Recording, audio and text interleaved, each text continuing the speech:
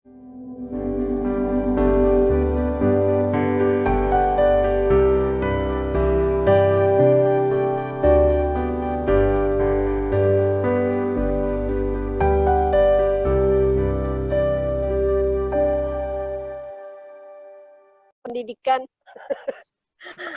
dari pojok Yogyakarta. Jadi Ya. sementara sekilas kalau saya katakan tentang anak gifted, kenapa saya kemudian terjun ke dunia pendidikan anak gifted, gitu kan.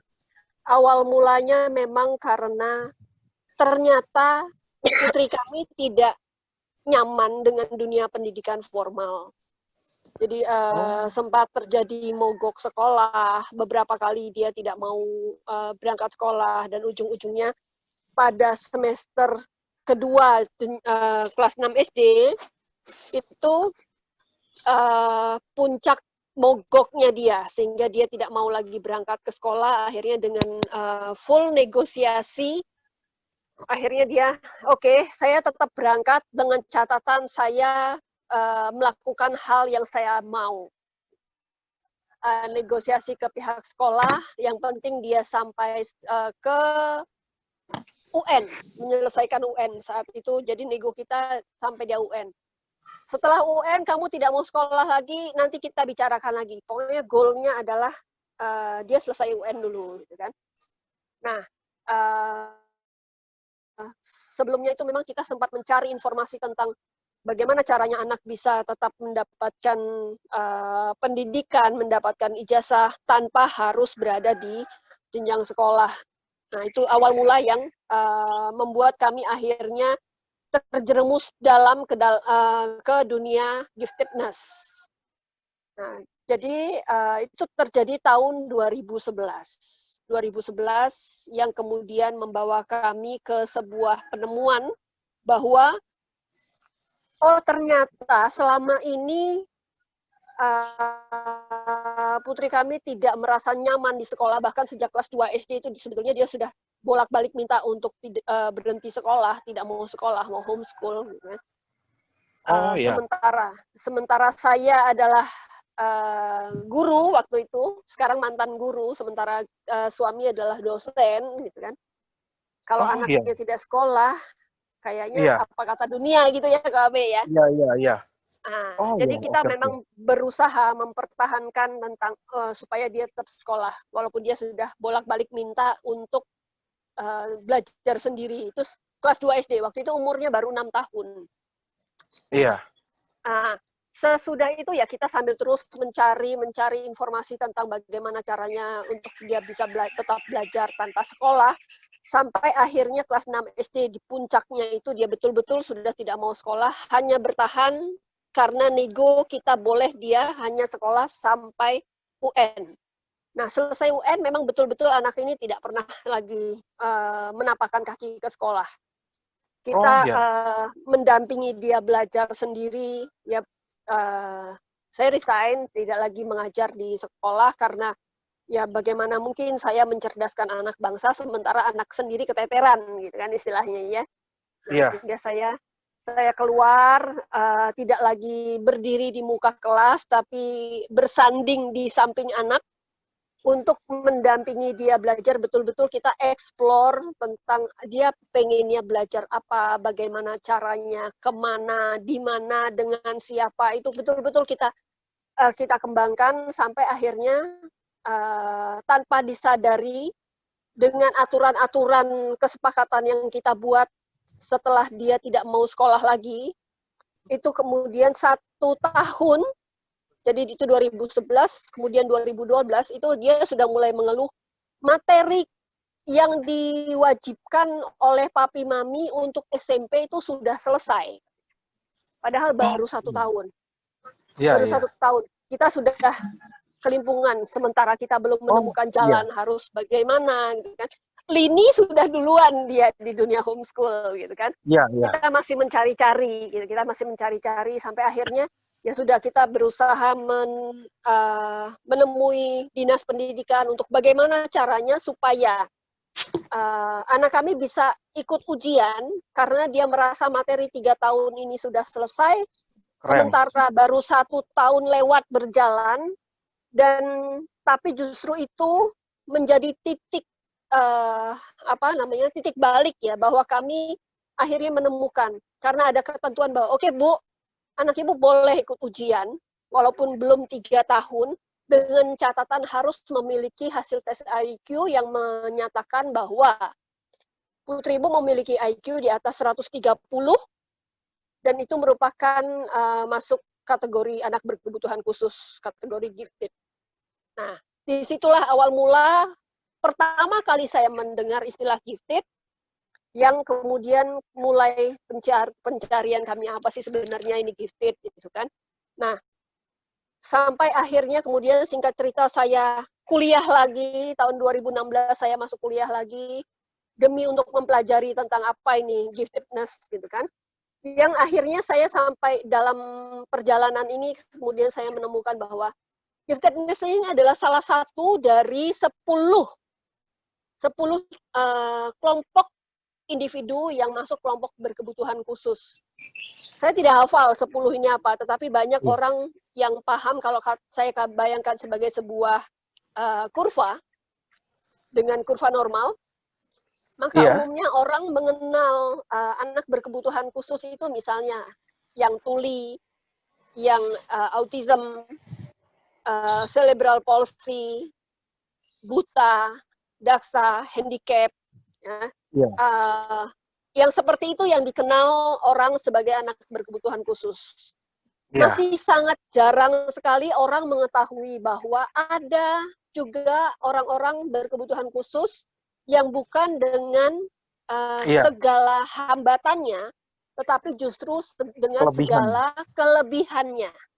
Nah, ini yang jadi kendala. Jadi ketika anak-anak yang tuli, mereka terhambat mempelajari sesuatu karena tidak bisa mendengar, anak-anak gifted ini terhambat belajar justru karena mereka berlari terlalu cepat. Oh, iya, iya. Sistem pembelajaran kita yang belum mendukung, ya, belum mendukung untuk setiap anak bisa berlari dengan kecepatannya sendiri, karena semua di paket yang harus SD harus selesai 6 tahun, nggak bisa kurang, gitu kan.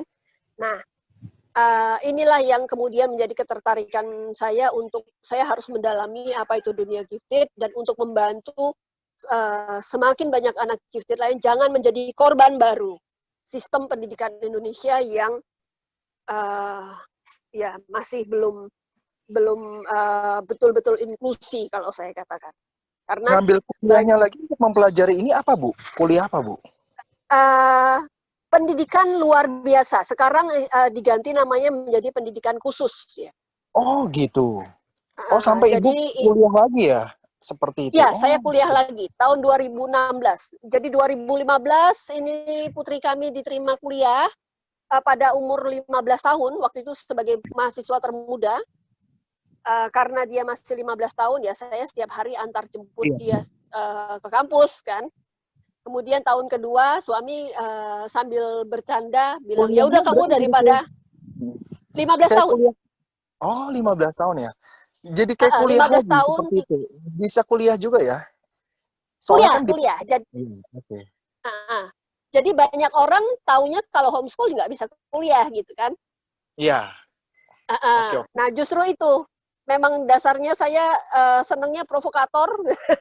Jadi saya mencoba mendobrak apa yang orang pikirkan bahwa homeschool itu nggak bisa kuliah. Saya membuktikan sendiri putri kami jenjang SMP dan SMA itu tidak sekolah, hanya lewat kejar paket, tetapi kemudian dia kuliah, bahkan diterima sebagai mahasiswa termuda waktu itu di UNY. Oh, umur 15 tahun. Jogja ya, Bu ya? Betul. Nah, okay. 2015 dia mulai kuliah sebagai mahasiswa termuda, sehingga setiap hari saya antar jemput dia kuliah. Kemudian tahun kedua suami, daripada kamu antar jemput, mau kamu kuliah sekalian. Oh gitu. Jadi awal mulanya memang ya sudah, daripada antar jemput, antar nunggu sambil duduk di kelas, ada manfaatnya, gitu kan ya. Itulah awal mula saya kuliah lagi. Yang kemudian dilema waktu itu, apakah saya mau mengambil untuk pendidikan luar sekolah yang khusus mendalami tentang jalur pendidikan di luar formal atau Iya. pendidikan luar biasa, luar sekolah atau luar biasa. Ini memang pilihan yang berat waktu itu. Jadi Iya. akhirnya saya memutuskan untuk mendalami pendidikan luar biasa sambil saya bisa menyelami lebih lanjut dunia anak saya sendiri gitu kan. Nah, setelah itu kemudian saya memang terus berusaha mendalami tentang giftedness dan akhirnya sampai pada kesimpulan itu tadi salah satunya. Banyak orang belum paham tentang apa itu ABK, anak berkebutuhan khusus, karena mereka hanya paham ABK itu dengan segala hambatannya, tetapi ABK itu sesungguhnya juga ada pada golongan yang memiliki kelebihan. Nah, sekarang kita kembali pada ke topik giftedness itu sendiri. Banyak yang dipahami masyarakat bahwa kalau sudah gifted itu yang dipahami, oh ya itu IQ-nya sudah lebih, maka dia belajar tinggal digelundungin aja dia bisa belajar sendiri gitu kan. Faktanya tidak, karena dia belajar terlalu cepat itu, mereka punya cara belajar sendiri, metode belajar sendiri yang sistem ini justru jadi hambatan. Yang misalnya ada anak yang kalau berhitung matematika, dia tidak peduli bagaimana rumusnya, entah bagaimana otaknya bekerja. Begitu dia lihat soal, dia bisa tahu jawabannya adalah ini. Nah, kalau di sekolah kan nggak bisa. Gitu ya? Ya. Nah, kalau ditanya jelasin nggak bagaimana, nggak tahu. Pokoknya jawabannya ini, gitu kan. Dia gitu. berpikir keseluruhan dulu. Nah, kalau di sekolah kan nggak boleh. Pokoknya kamu harus ikut rumus, aturan cara kerjanya, gitu kan. Iya. Nah, hal-hal seperti ini, contoh hal-hal seperti ini yang menjadi hambatan. Sehingga ada salah satu anak dalam komunitas kami yang terpaksa tidak bisa tidak naik kelas hanya karena dia tidak bisa tidak mampu untuk menulis apa yang dia jelaskan secara lisan. Jadi secara lisan dia sangat detail menjelaskan. Jadi katakanlah misalnya saya nyaman saja tidak ada PPT gitu kok, karena saya lebih nyaman untuk menjelaskan gitu kan. Nah, anak ini satu dia terhambat tidak boleh tidak bisa naik kelas, dinyatakan tidak naik kelas hanya karena dia tidak bisa menulis apa yang dia jelaskan, tidak naik kelas. Nah, ini salah satu contoh sistem pendidikan kita yang tidak support untuk anak-anak gifted. Nah, sementara di luar sana karena pemahamannya anak gifted ini IQ-nya tinggi itu, tinggal digelundungin aja mereka akan berprestasi sendiri, harus kita pahami bahwa gifted ini adalah sebuah potensi, bukan sebuah prestasi. Sehingga yang dikatakan sebuah potensi itu membutuhkan faktor pendukung dari lingkungannya supaya bisa berkembang. Ibarat katakanlah gifted itu adalah tepung, dia baru bisa jadi roti kalau diolah menjadi roti, gitu kan. Dia bisa jadi yang lain-lain. Ketika tepungnya sama, diolah jadi roti, dijual di bakery harganya tinggi, diolah jadi bakwan, dijual kaki lima harganya sangat murah sekali, gitu kan. Nah, seperti itulah anak-anak gifted. Tergantung lingkungannya, bagaimana menunjang. Dengan adanya kesalahpahaman ini, sangat banyak anak-anak gifted yang kemudian menjadi korban. Karena apa? Mereka, masyarakat memahami hanya yang berprestasi, sementara anak gifted itu ada yang harmoni. Yang harmoni ini dikatakan adalah mereka yang sangat mudah berprestasi, terlihat tidak ada hambatan karena mereka berusaha menyelesaikan setiap detil masalah dalam diam, sehingga orang tidak tahu bahwa mereka ada masalah. Kemudian ada lagi gifted disinkroni. Prestasinya tidak terlihat, lebih tertutup dari hal-hal yang kenakalan mereka, protesnya mereka, cerewetnya mereka, sehingga guru-guru kadang-kadang sebel, ini anak nggak bisa diem gitu kan. Di sekolah orang teman-temannya duduk misalnya, ini gratis aja muter aja misalnya, contoh. Prestasinya nggak kelihatan ya Bu kalau yang ini? Prestasinya tidak kelihatan, bahkan kelihatan rata-rata saja gitu kan. Jadi ada kalanya ketika hasil tes IQ disodorkan ke sekolah bahwa anak ini masuk kategori gifted, malah dilecehkan. walah bilang gifted kok orang nilainya aja 6 semua gitu kan. Nah, ini karena mereka masuk ke dalam kategori disinkroni. Ada Ya, hal-hal yang tidak begitu saja atau tidak serta-merta tampil karena mereka tersembunyi di balik hal-hal yang lebih menonjol. Bahkan ada satu tipe lagi yang seringkali malah tidak terlihat sama sekali, misalnya gifted yang dalam cover anak-anak tuli. Gifted dalam cover anak-anak handicap. Biasanya orang tua lebih fokus ke yang terlihat. Oh, dia tuli ya. Udah dibantu sebagai anak tuli yang akhirnya pembelajarannya disesuaikan dengan anak-anak tuli yang notabene mereka dipahami belajarnya susah dan lain-lain. Padahal tuli itu adalah hambatan fisik. Sementara giftedness ini adalah potensi di dalam fisik. Nah, potensi di dalam fisik ini yang seringkali tidak mencuat keluar karena yang diperhatikan hanya covernya saja. Ini yang menyebabkan anak-anak gifted ini seringkali tidak terdeteksi dan terlambat terdeteksi, termasuk putri kami sendiri baru terdeteksi ketika berusia baru 13 tahun baru terdeteksi. iya. Karena ya tercover itu tadi. Ini yang Kalau menyebabkan iya. Kalau handicap yes. apa ya, Bu? Sorry, tadi ada handicap ya. Handicap itu apa ya, Bu ya? Handicap itu yang pakai kursi roda. Oh, iya iya. Sorry, agak Uh, kurang gaul saya. ya istilah-istilah ABK ya kok ya.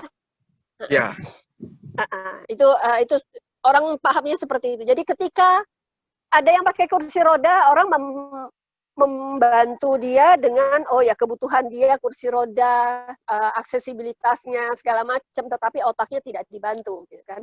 Nah ini yang harusnya justru diperhatikan karena ketika potensi ini bisa dibantu untuk tampil, ini akan menjadi prestasi yang luar biasa. Anak-anak ya. gifted ini kan mereka memiliki potensi yang terselubung yang justru membutuhkan lingkungan untuk mendukung supaya mereka bisa expose prestasinya sehingga aktualisasi dirinya terwujud. Ini yang masih menjadi kendala dalam dunia pendidikan Indonesia. Nah, dari seluruh populasi dunia, anak-anak gifted individu dengan gifted ini jumlahnya itu hanya 2% saja. 2% Oh, ya. dari seluruh penduduk dunia. Sehingga karena kecilnya persentase itu mungkin, sehingga tidak menjadi perhatian. Beberapa Ya. kali, bahkan kalau saya katakan kami berusaha menemui berbagai pihak terkait tentang perlunya untuk memfasilitasi anak-anak gifted ini dari segi pendidikannya, selalu mendapatkan jawaban kurang lebih, Bu, yang normal saja kami masih kewalahan. Gitu kan? Iya, iya. Bagaimana mau memfasilitasi yang Gifted ya. jumlahnya sangat kecil yang gifted ini. ABK Oh, ya. yang lain-lain saja belum. Jadi ibaratnya Iya. ABK ini ada 10, yang 9 ini belum, Bu. Boro-boro mau perhatiin yang satu. Gitu kan? Nah, seharusnya kan 10 ini dia dilihat ada 10 gitu kan. Iya. 10 ini bagian dari 100 ya dilihat juga yang 10 ini termasuk yang satu Iya. ini gitu kan. Nah, ini yang masih belum diperhatikan sampai sekarang. Jadi sebetulnya karena potensinya besar, kalau misalnya diperhatikan dengan baik, anak itu akan berprestasi luar biasa ya. Malah yes. jadi buahnya itu malah lebih banyak ya dibandingin yang lain ya. Betul. Itu yang mereka Bahkan nggak ngeh ya. jadi kalau sempat melihat ada beberapa tokoh gifted sebetulnya yang muncul sudah ke permukaan beberapa waktu yang lalu. Kalau sempat melihat ada berita ada satu anak SMA dari Jogja yang kemudian tiba-tiba di-hire Google. Oh ya.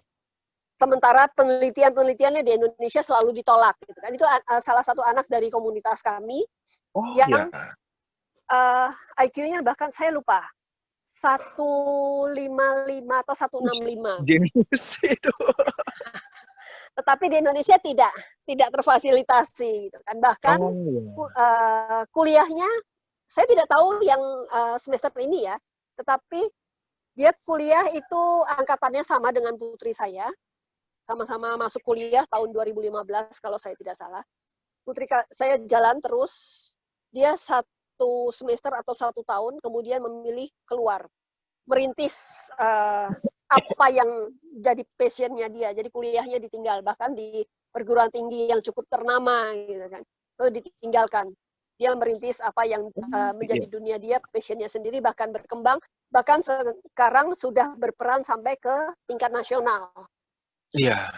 Nah, ini yang masih terabaikan. Karena anak-anak gifted ini mereka ada yang peneliti cilik, ada macam-macam gitu kan, yang seharusnya bisa diangkat untuk mengangkat nama bangsa kalau saya katakan. Tapi masih terabaikan sampai saat ini. Nah, ini tentang giftedness ya. Sementara perkembangannya tentang giftedness sendiri dari sejak awal mula ditemukannya tentang giftedness, tokoh gifted itu mulai dari Renzulli. Tetapi orang taunya hanya Renzulli. Gitu. Nah, celakanya. Renzulli orang Indonesia atau orang luar, Bu? Bukan. Renzulli ini orang Belanda. Oh ya. Jadi pertama dia menemukan Renzulli, kalau kita browsing-browsing cari Three Rings of Renzulli. Itu teori tentang giftedness yang pertama. Jadi anak-anak gifted ini memiliki 3 aspek, 3 ranah yang tinggi di atas rata-rata. Salah satunya IQ, kemudian kreativitasnya, kemudian komitmennya. Tetapi ini menjadi satu kesatuan. Tidak boleh tidak ada salah satunya untuk dapat dikatakan mereka masuk dalam kategori gifted. Tetapi yang diperhatikan orang satu hanya dari sisi prestasi, IQ.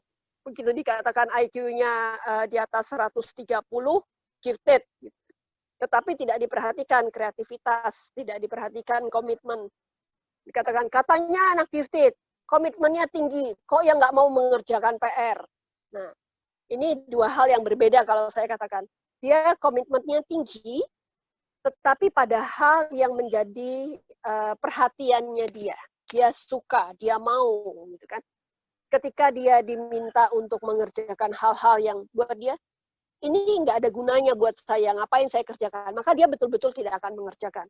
Dia berkomitmen untuk tidak mengerjakan. Itu putri ibu kayak begitu ya dulu ya?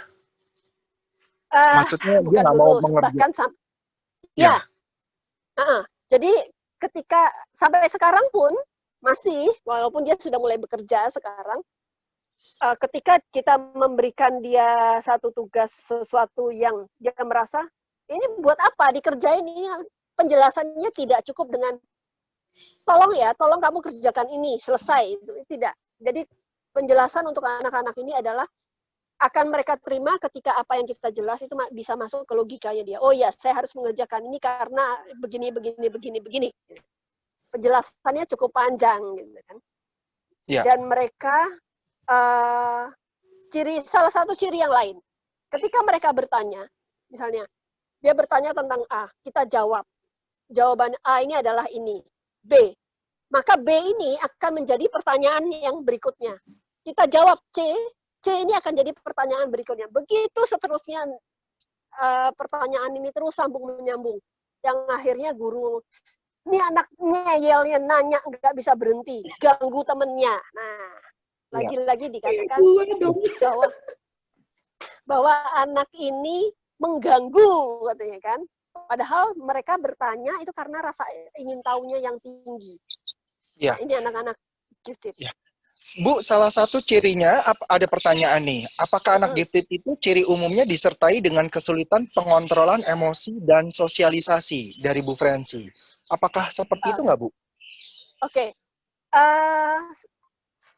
Ada banyak masalah dalam anak-anak gifted ini. Salah satunya ada yang bermasalah pada emosi. Biasanya terjadi pada gifted, anak-anak gifted dengan comorbid, gifted dengan comorbid masalah emosional. ada lagi anak-anak gifted dengan comorbid. Comorbid itu gangguan penyerta ya. Comorbid gangguan sosial, tetapi tidak selamanya. Memang kecenderungannya kita melihat anak ini memiliki gangguan sosial apabila dia tidak bisa bergaul dengan teman sebaya. Biasanya begitu kan ya Kak Abi?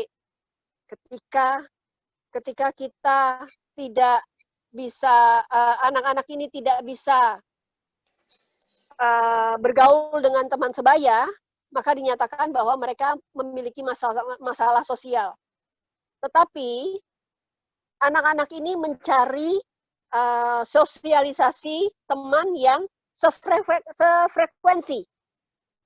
Jadi masalah sosial ini jangan selalu diidentikan bahwa mereka bermasalah sosial ketika mereka tidak bisa berteman dengan teman sebaya. Karena mereka memiliki pergaulan yang justru lebih luas daripada sekedar teman sebaya. Lintas generasi, lintas usia, lintas agama, lintas daerah, ini lebih dari sekedar masalah sosial yang sangat terbatas dalam satu kelas. Menurut saya seperti itu. Oh ya, oke. Ya, paham ya. Ya. Cukup jelas ya Kak Abe. Ya. Ya, silakan dilanjut Bu. Oke, nah kemudian salah satu ciri yang lain pada anak-anak gifted ini umum sekali terjadi. Ketika mereka memiliki lompatan perkembangan yang begitu tinggi, maka ada sisi lain yang tertinggal. Oh, jadi gitu. ada gap. Ya, ada gap. Contoh, putri kami, yang saya bisa kasih contoh putri kami sendiri, karena kalau kasih contoh yang lain nanti malah tidak pas gitu ya. Putri kami waktu umur 3 tahun itu sudah sangat terbiasa untuk baca koran. Bukan baru belajar menulis. Jadi 3 tahun, 4 tahun itu sudah rebutan baca koran sama papinya. Oh, gitu. Sementara anak lain kan belum. Itu kan lompatan perkembangan ya. Iya. Tetapi dia memiliki hambatan pada motorik halus. Sehingga dia baru bisa menggunting itu pada usia 15 tahun. Oh ya, motorik halus ya Bu ya? Motorik halusnya dia terlambat. Jadi saya ingat sekali, sampai hasil guntingan rapinya itu disimpan di kamarnya dia. Hasil guntingan rapi pertama, itu dia simpan. Sampai sekarang dia tidak mau buang. Karena dia merasa ini sejarah mungkin ya buat dia ya. Itu dia sudah mulai kuliah. Jadi dia sudah mulai kuliah, itu dia baru bisa menggunting rapi. Saya ingat ketika itu dia pulang, kemudian ini Lala gunting sendiri loh Mi, ini Lala gunting sendiri loh Mi. Berarti saya ini anak kuliah, tetapi ya memang seperti itulah keterlambatannya dia, gitu. Keterlambatannya dalam motorik halusnya. Ini salah satu ciri anak gifted. Ketika ada lompatan, disertai dengan ada hambatan di sisi yang lain, sehingga ada gap yang sangat besar. Ya. Biasanya hampir bisa dipastikan. Dipastikan. Nah, kemudian kreativitas, yang terkait dengan kreativitas. Kalau tadi IQ-nya tinggi di atas 130 itu adalah skala Wechsler. Kalau digunakan skala Binet itu dia di atas 140. Jadi kita tidak bisa serta-merta katakan seperti yang beredar di umum, oh IQ di atas 130 itu gifted, tergantung skalanya apa gitu kan. Kemudian kreativitas yang tinggi ini tidak selalu berarti dengan dia menghasilkan sesuatu.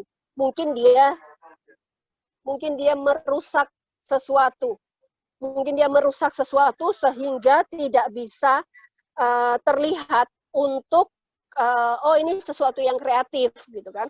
Tetapi ini dia kreatif karena dia justru mempelajari hal-hal ini ada apa di balik pegas misalnya.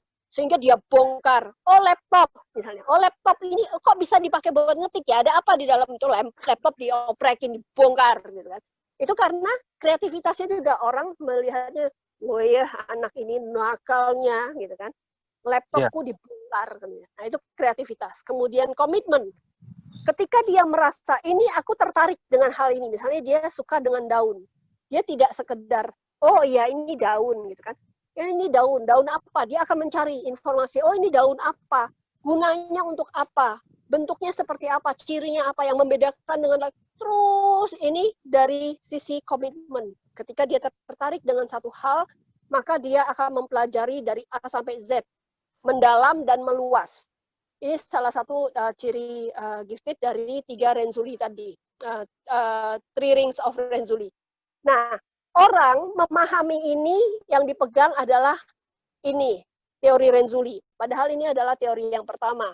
Teori yang pertama ini sudah berkembang dengan berkembangnya zaman. Dari Renzulli ini sudah berkembang lagi dengan teori Renzulli-Mong yang menambahkan faktor lingkungan yang mempengaruhi perkembangan optimalisasi potensi anak gifted.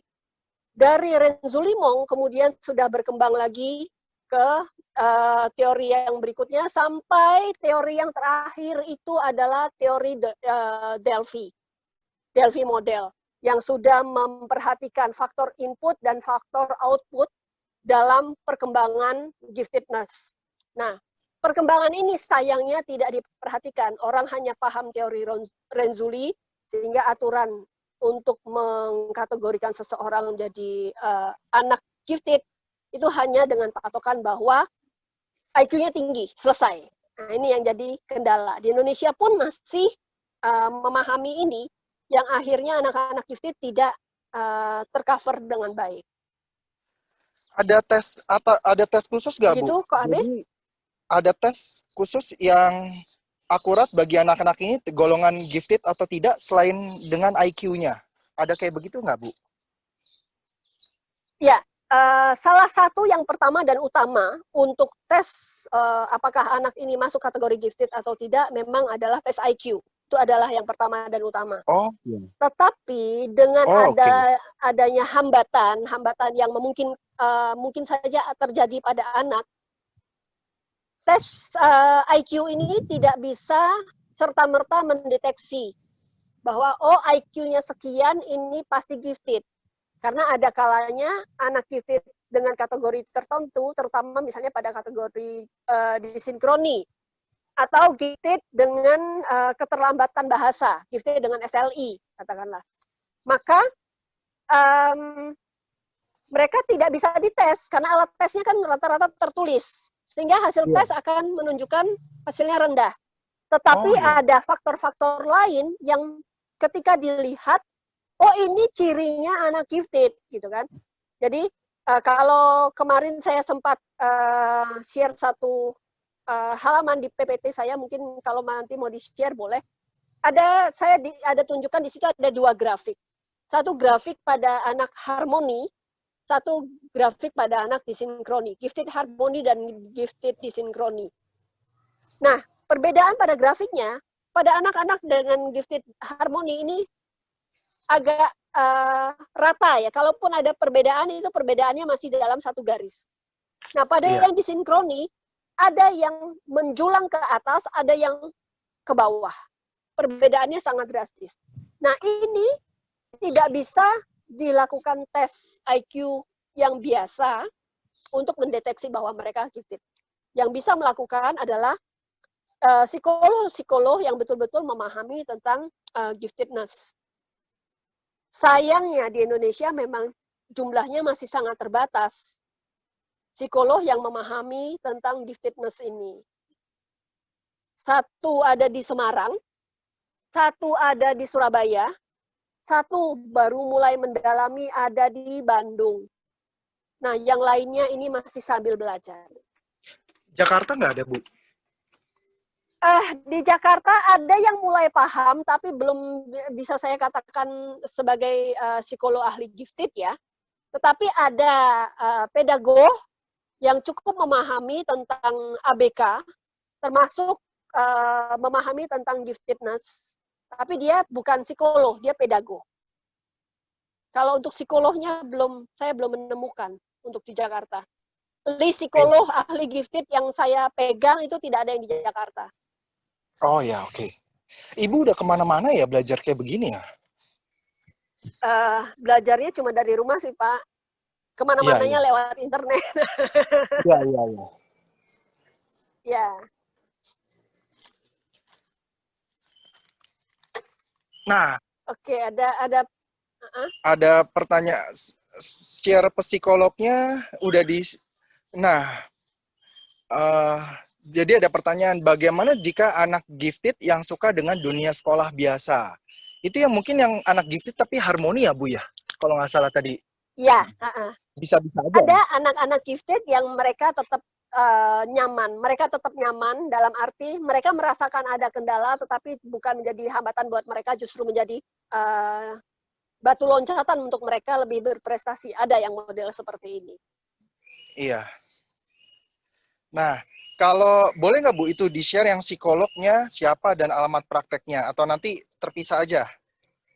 Kalau Uh, Mungkin terpisah aja mungkin ya. Nanti saya share di WhatsApp ya, grup kali ya, Ko Abe. boleh, boleh. Karena Iya, saya iya. khawatir nanti yang ini kan saya harus izin dulu Oh ya, dengan siap, psikolog. siap. Ya, oke, Ya, oke. oke, Seperti itu. ada lagi. Kalau ada pertanyaan, silakan dibuka mic-nya aja. Jadi bisa tanya langsung. Mumpung ada pakarnya. Dan yang ternyata itu, ya homeschooling itu ternyata bisa bisa kuliah juga ya, Bu ya. Caranya waktu Bisa, itu gimana, bisa. Bu? Saya KB. Oh iya, boleh, boleh. Bentar. Ibu siapa? Tunjung Hanin ya? Silakan, silakan tanya. Halo, pagi, Bu Patricia. Pagi, iya. Bagaimana, Bu? Ya, saya termasuk yang terlambat mengetahui bahwa anak saya gifted ya. Gifted ya. Karena sempat mengalami nggak mau sekolah, tapi memang karena pengetahuan saya yang kurang sehingga dia sempat mengalami tidak naik kelas, mau sekolah. Harinya memang dia tidak naik kelas. Terus yang terakhir itu kelas 3 karena saya sempat stroke juga, jadi nggak terlalu ini ke anak. Terus sama papahnya tuh di sekolah, dia minta di homeschooling. Memang sih akhirnya dia setelah kelas 3 ini di homeschooling. Cuma jadi nyesek setelah sekarang ini saja saya masih belum bisa memahami ya.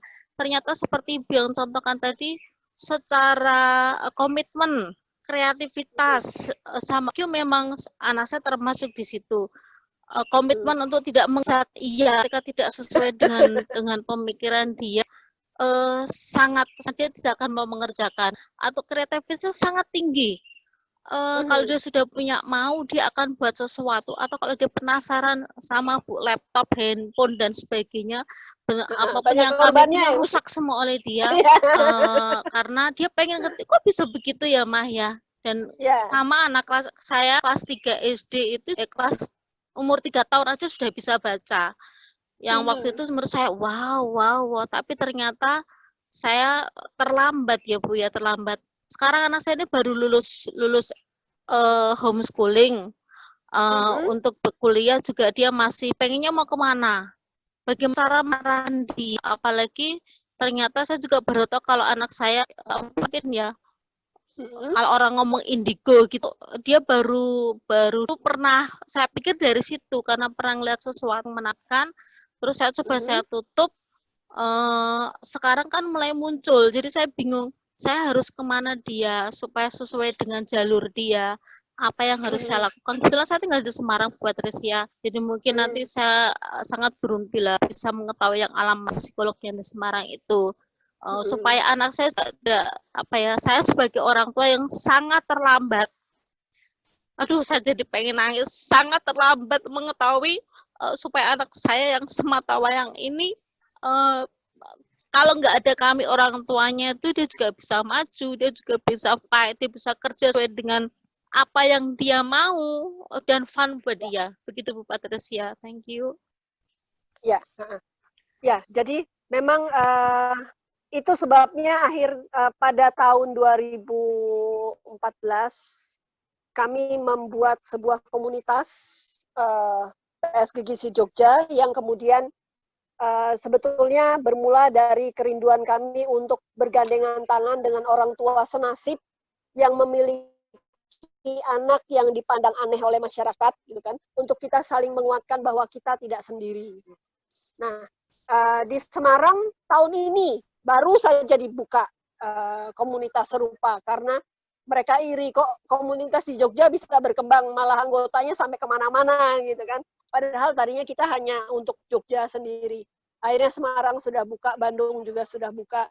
Di Jakarta juga ada sebetulnya, cuma mungkin terkendala oleh jarak dan waktu ya, jadi tidak terlalu berkembang. Sekarang sudah terdeteksi ya, dioptimalkan apa yang sudah ditemukan, difasilitasi dan dengan adanya penemuan ini dipelajari bahwa setiap anak itu memiliki kecerdasannya masing-masing dengan potensinya masing-masing. Jangan terfokus pada kelemahannya. Cari di mana potensinya, di mana kelebihannya, itu yang perlu diasah. Jadi kalau yang banyak dilakukan oleh orang tua sementara ini adalah oh dia tidak bisa matematika, kasih les matematika, segala macam les matematika A, B, C, D, sehingga dia sudah sekolah dari pagi sampai sore, selesai sekolah ditambah dengan les, pokoknya yang kurang ini harus bisa bagus, gitu kan. Malah jangan ini, ya kayak gitu ya? Malah jangan, kalau saya katakan. Justru yang harus dikerjakan adalah, oke, kelemahannya dia di situ, kelebihannya dia di mana. Oh gitu. Jangan sampai kekurangannya justru yang harus kita keber, akhirnya kelebihannya tidak terasah. Setidaknya biar jadi 6 aja gitu boleh Bu? Maksudnya dikursusin tapi sekedar nggak nuntut bagus-bagus, tenggangannya sekedar 6 misalnya dia masih sekolah gitu. Boleh, dalam arti gini, diberi kursus untuk pengayaan, penguatan boleh, sangat boleh. Tetapi kan orang tua seringkali anak ini jadi korban ambisi orang tua sih ya. Orang tua maunya anak nilainya semua bagus gitu kan. Kalau nilainya jelek ini malu-maluin orang tua kan. Nah, padahal anak ini bukan miniaturnya orang tua, mereka adalah pribadi sendiri. Betul. Yang harus kita kembangkan sesuai dengan potensinya. Potensinya dulu dilihat. Potensinya dulu dilihat, dikembangkan. Setelah potensinya ini berkembang, yang lemah boleh sambil dikuatkan. Jangan terbalik, kuatkan yang lemah dulu, ini belum kuat, yang ini sudah keburu hancur. Oh ya, kadang-kadang kan ada misalnya orang tua yang dalam arti kata, ya mumpung dari kecil ya dibentuk dari sekarang misalnya seperti itu. Kalau nggak nanti terlanjur gitu loh, ya. Maksudnya ambisinya seperti itu. Ya, memang ada yang seperti itu. Makanya saya katakan bahwa anak ini seringkali jadi semacam boneka, ambisi untuk menuju apa yang orang tua pengen capai, tetapi gagal gitu kan. Jadi anak ini dicetak menjadi pelampiasan untuk mencapai cita-citanya orang tua. Padahal anak-anak punya cita-cita sendiri gitu kan. Ini yang harus diluruskan ya. Harapan saya minimal yang hari ini ikut berdiskusi di sini sudah mulai terpahami bahwa anak itu bukan bonekanya orang tua untuk dijadikan sesuai dengan apa yang orang tua inginkan, karena mereka adalah satu pribadi sendiri yang memiliki potensi sendiri, memiliki keinginan sendiri. Orang tua hanya perlu memfasilitasi. Iya. Ya. Ada lagi mungkin? Saya tidak sempat lihat-lihat ruang chat sih kalau ada. Ya. Kalau kekurangannya di motorik halus, kita uber dari kecil untuk motoris halusnya, gitu Bu. Kalau misalnya kekurangannya di situ, apa biarkan saja kalau misalnya menemukan seperti itu? Ya, kalau bisa ditemukan sejak awal, akan jauh lebih baik dipoles, misalnya. Oh, diketahui ini dia ada hambatan di sini. Ada terapi-terapi yang bisa dilakukan untuk memperkuat motorik halusnya. Tetapi beda halnya dengan apa yang kami alami gitu kan.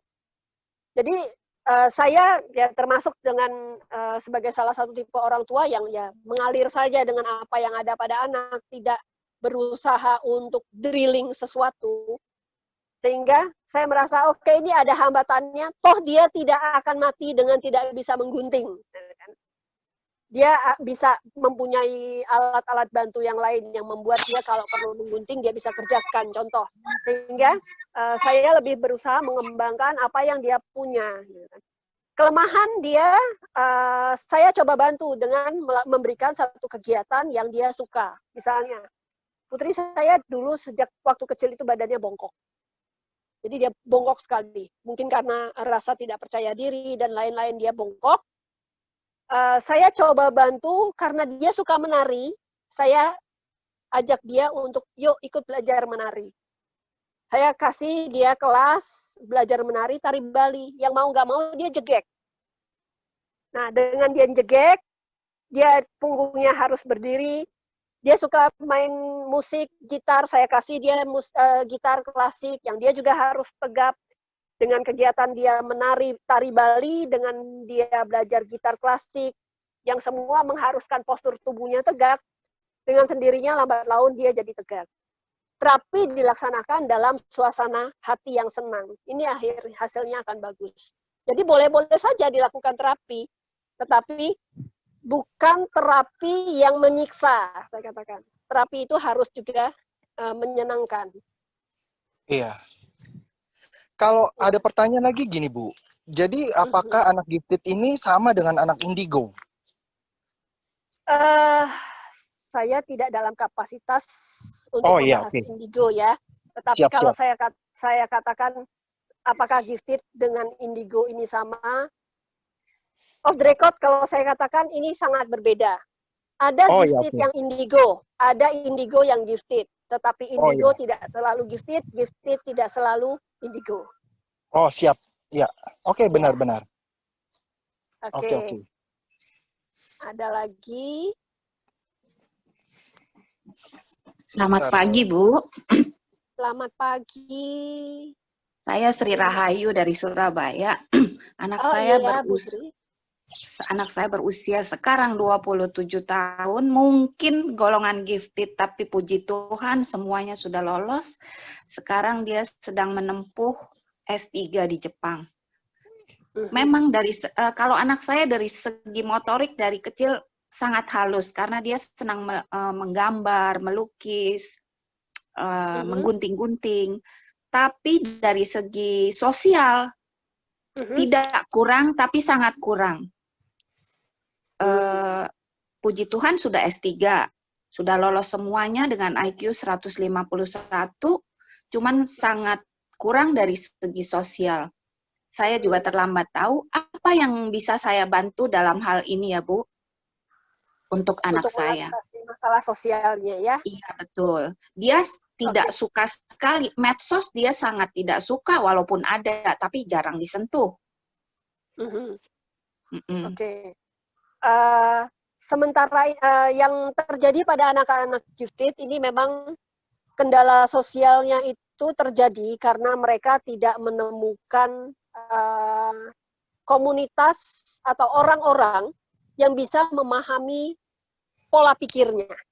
Betul. Biasanya terjadi seperti itu, ya Bu. Betul. Nah, kalau kebetulan yang kami lakukan, mungkin bisa dilakukan meskipun ini anak sudah umur 27 tahun ya Bu, berarti 7 tahun lebih tua dari putri saya. Yeah. Yang bisa dilakukan adalah mempertemukan anak-anak ini dengan orang-orang yang memiliki pola pikir yang sama. Yakinlah bahwa sosialisasi itu tidak identik dengan teman sebaya. Jadi contoh, buat kami tidak masalah ketika putri kami waktu itu umur 11 tahun, dia sangat nyaman berdiskusi dengan opa-opa umur 70 tahun. Berdiskusi tentang sastra, berdiskusi tentang bahasa, padahal usia anak-anak 11 tahun, mungkin mereka biasanya yang lain-lain masih senang diskusi tentang games gitu kan. Sementara dia senang sekali mengulik tentang sastra, mengulik tentang prasasti segala macam. Dia berdiskusi dengan orang yang sudah sastrawan, dia berdiskusi dengan seorang yang sutradara semacam itu. Tidak masalah selama mereka memiliki teman untuk berdiskusi. Ketika mereka menemukan teman berdiskusi, partner berdiskusi yang sejajar, dalam arti mereka bisa memahami apa yang kupikirkan, bisa menjadi teman untuk berdiskusi, bertukar pikiran, maka lambat laun pagar yang dibangun karena dia merasa tidak ada orang yang memahami, yang membuat mereka jadi seperti antisosial, ini akan runtuh dengan sendirinya. Apa Mungkin nama begitu, Bu. komunikasinya, Bu? Eh, Nama komunikasi, maksud kita Komunitasnya. upayakan komunitas. Iya. Oh, kalau komunitas itu kita mencari ya, Bu. Kita mencari dalam arti carilah orang-orang yang sesuai dengan apa yang anak butuhkan. Misalnya, ketertarikan anaknya ibu bidangnya apa? Ketertarikannya apa? Dia kepengennya berdiskusi dengan orang-orang yang pola pikirnya seperti apa. Anak-anak gifted ini biasanya cenderung berdiskusi dengan orang-orang yang expert. Contoh, ketika kita berbicara tentang renang, ya contoh saja. Putri saya ketika saya suruh berenang, maka dia hanya mau berdiskusi tentang renang dengan pelatih renang senior. Waduh. Ketika pelatih renang seniornya ini kemudian titip pesan ke saya yang mendampingi waktu dia berenang, Bu, titip pesan ya Bu ke Lala bahwa nanti itu gerakan tangannya salah, ini tangan kanannya harusnya begini-begini. Saya sekedar duplikasi pesan dari coachnya ke anaknya, maka dia akan bilang, Mami nggak usah ngomong begitu, Mami berenang aja nggak bisa kok, mau ngomong-ngomong begitu. Turun sini ikut berenang, baru tahu ngerasain. Bayang gitu kan.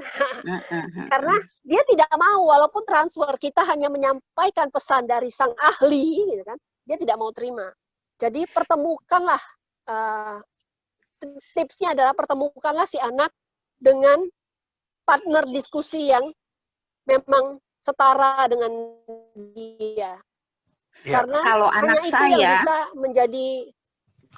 kalau anak saya cenderung minder. Cenderung, aduh aku bodoh, aduh aku ini. Padahal dalam posisi seperti ini di negara Jepang dia sudah menjadi asisten dosen. Saya bilang, kamu sudah S2, baru S3 sudah disuruh ngajar S2, itu suatu luar biasa. Tahun lalu kebenaran dia dikirim menjadi pembicara di seminar nasional Jepang. Saya bilang itu kan luar biasa. Aduh mamah nih lebay katanya. Itu loh hal yang biasa. Loh, Jepang loh ngirim kamu sebagai delegasi buat bicara negaranya di Kongres Internasional, itu luar biasa menurut saya. Mama lebay. Begitu. Dia cenderung minder, Bu. Dalam dunia giftedness itu disebut dengan phalanx. Perfeksionis tapi dalam hal negatif. Jadi mereka sangat perfeksionis, mereka takut melakukan sebuah kesalahan. Betul, mereka tidak mampu sekali, sangat betul. Mereka tidak yakin bahwa mereka mampu, akhirnya mereka menunjukkan dengan seolah-olah terlihat tidak pede. Nah ini memang harus dibantu dengan menunjukkan orang tuanya harus redline, kamu bisa ini, kamu bisa ini. Ini bisa dilihat sebagai sebuah prestasi, berarti kamu sendiri sebetulnya tidak bodoh-bodoh amat, gitu kan? Tidak bodoh-bodoh amat. Bahkan ini menunjukkan bahwa kamu memang bisa. Nah ini yang dikenal dengan phalanx, perfeksionis negatif. Dan ini banyak sekali menjadi kendala pada anak-anak gifted. Bahkan orang tuanya ikut-ikutan jadi ragu. Ini benar nggak sih anak gifted? Yang harus kita pahami dulu adalah gifted dan autis adalah dua hal yang berbeda. Jadi kalau nanti bisa di-share materi saya, ada 10 ABK, salah satunya gifted, salah duanya autis. Nah, jadi ini adalah kategori yang berbeda. Jadi tidak mungkin